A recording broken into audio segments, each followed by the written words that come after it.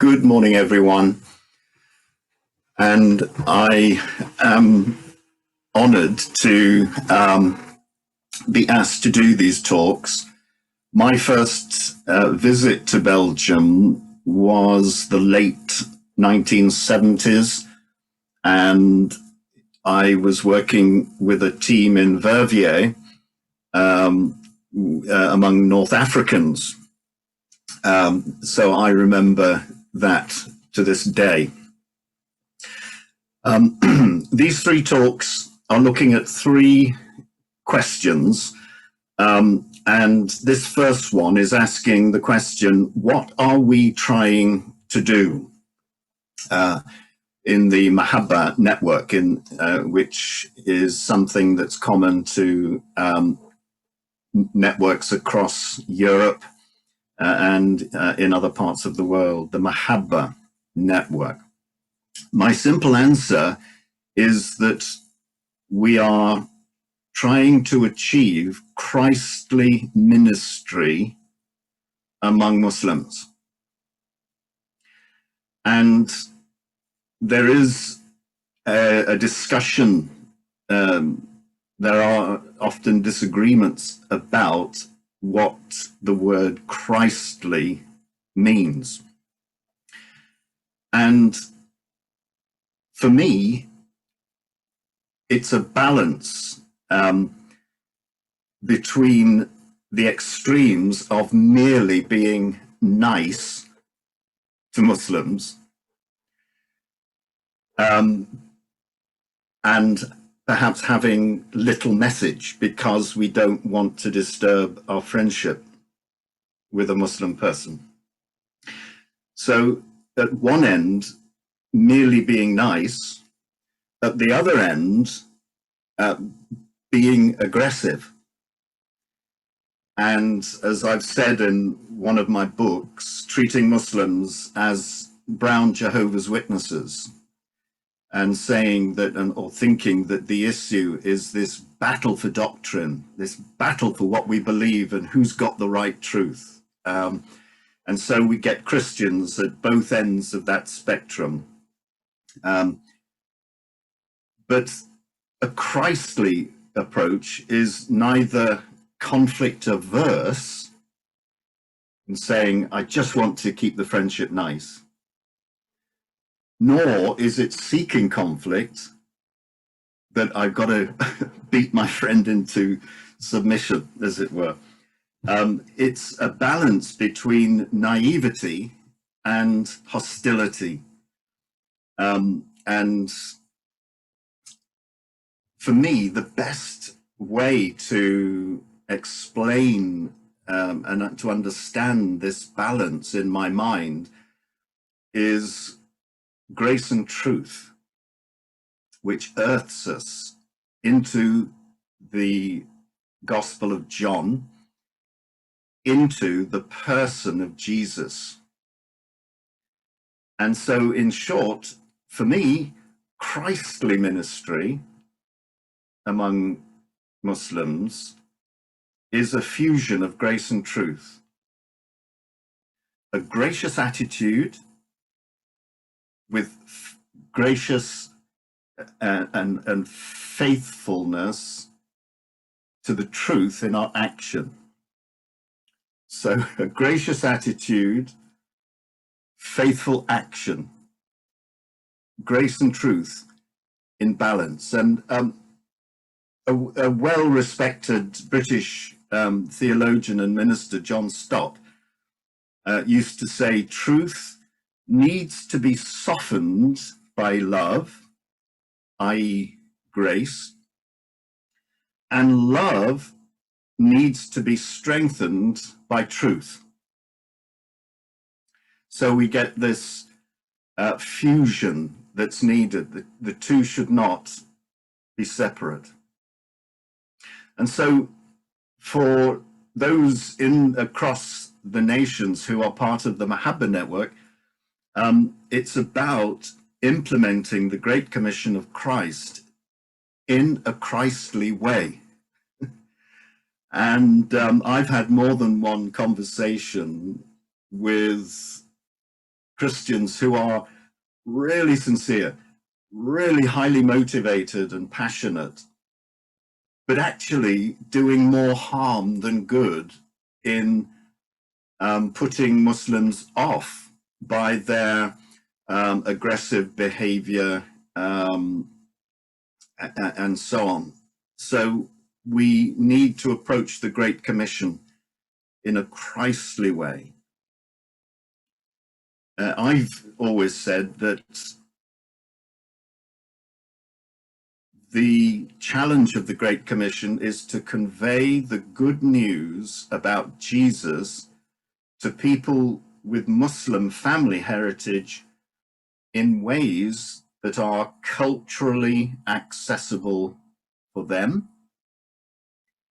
so they can understand it, and if they so choose, to follow and worship Jesus in ways that are excuse me, ways that are appropriate for them. Now, in the UK, we use a strapline that says, we exist to see ministry among Muslim people become a normal part of church life. I'll say that one again. We exist to see ministry among Muslim people become a normal part of church life. And in a sense, this morning for us in our virtual conference, we're unpacking what that means. How can we serve churches and be helpful to them? Ministry among Muslim folk becomes a normal part of church life. And an important point that I think it's worth mentioning is that we are inviting Muslims to Christ, not institutional Christianity, whichever our tradition is that we are part of. The issue is Christ, not Christianity. And I found so often that helps when you're talking with a Muslim. One guy even said to me, you just want me to become a Christian? And my answer is no. I want you to join me in following Christ. That is the starting point. That's the bottom line. And J.I. Packer is another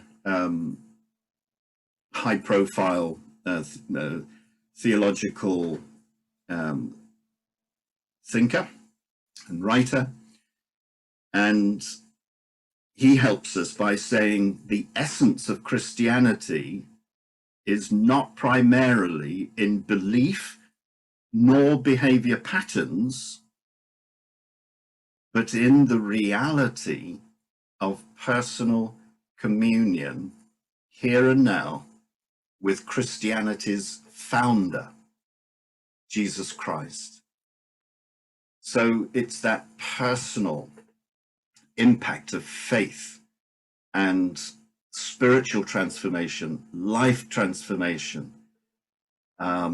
And to help that to happen, we need to stretch to enter the world and the hearts and the needs and the mind of a Muslim person, to serve them with the gospel. And for me, the massive model and example of Jesus was among the Samaritans. And I think my favorite gospel is John's gospel. So if you're allowed to have one, I have to say that's mine. And John's gospel is a string of conversations, if you have ever spotted that. And some of them involved Samaritan immigrants. And for Jesus in the Palestine of his day, the Samaritans were the largest settled immigrant community that had been there by then, probably, well, centuries.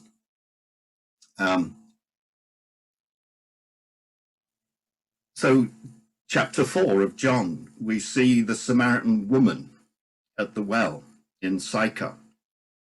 And this ministry of grace and truth was operating, and in one conversation, she transitioned from disdain of Jesus, "You are a Jew," verse 9,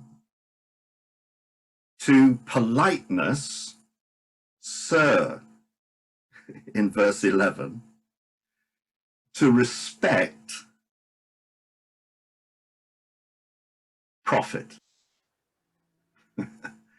verse 19, and then, if you like, to allegiance or reverence, "Messiah," verse 29. So that's all the interview, the interaction at the well in Sychar, John chapter 4. So Jesus was never racist nor nasty, but he made Samaritans often the hero, as he did in the parable of the Good Samaritan in John 10. As it was a Samaritan leprosy sufferer who returned to say thank you for his healing in Luke 17. And I love it that Samaria gets its own mention in the geography of the Great Commission. In Acts 1:8 and chapter 8, verse 14. You shall be witnesses in Jerusalem, locally, Judea, regionally, nationally, if you will, Samaria, among the other, the discomfort, the uncomfortable, cross-cultural people, and to the ends of the earth globally. So Jerusalem locally, Judea regionally, nationally, Samaria, the uncomfortable other, and the ends of the earth globally. So the scope of the Great Commission, and I'm so glad that Jesus put the Samaritans in, because the Samaritans are now spread with every other religious group, as it were, around the world, including Muslims, a diaspora, a global diaspora of Muslims worldwide, making the ends of the earth part of our Jerusalem, if that makes sense to you. So our Jerusalem local has become part of the ends of the earth, because the ends of the earth have come to live in our postcode. So in closing, just want to draw attention to the fact that Jesus interacted with the other,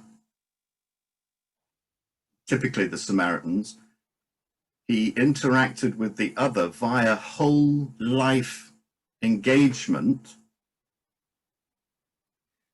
and it was a blend of things.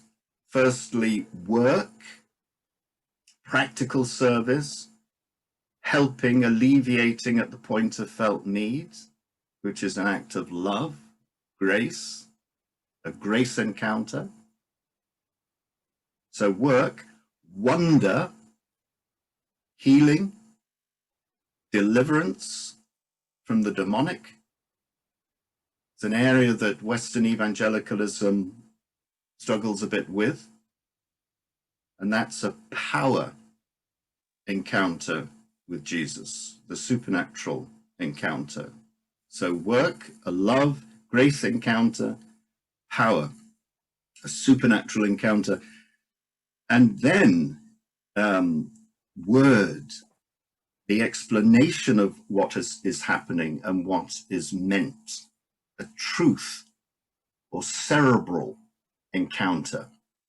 So love, power, and truth all flowed through Jesus' ministry. And that's a very rich Bible study to do if you want to follow that up. So let me close with Paul, who sums up love, power, truth in 2 Timothy chapter 1, verse 7, where Paul says, God has not given us a spirit of fear, but of love, power, and of a sound mind. It's the area of truth encounter.